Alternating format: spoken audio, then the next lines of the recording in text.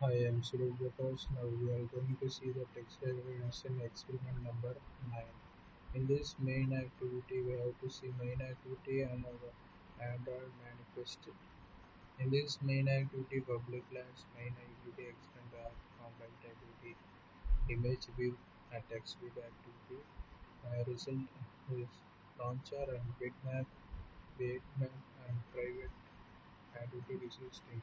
Now the result permission launcher register for activity result. Now the new if is granted, continue with the workflow and intent equal to new and intent media store action image capture and launcher intent else acknowledge user that brush permissions are not enabled. Now the override protected void on create bundle saved intent state and super dot on create saved intent state.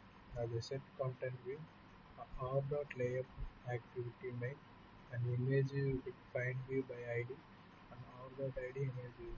Now the text view equal to find view and launcher register for activity result.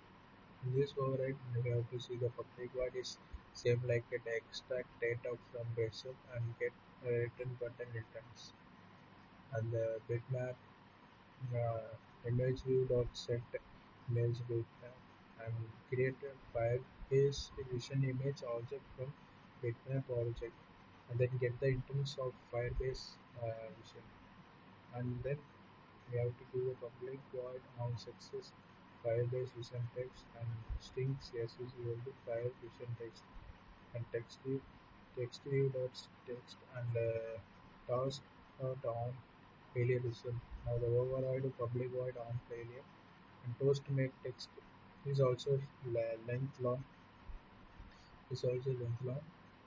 uh, and then public void do process the launcher intent and then the else we have to see the Android manifest.